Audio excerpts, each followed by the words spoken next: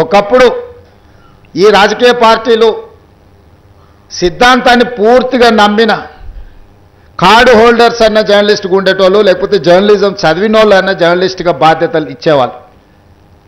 వాళ్ళ పనితనాన్ని బట్టి వాళ్ళకు బాధ్యత పెంచేవాళ్ళు. కానీ ఈరోజు అది ఏమీ లేదు. ఎక్కువ ఆవారగా రోడ్ల మీద తిరిగేటోడు, ఎక్కువగా తిట్లు వచ్చినోడు,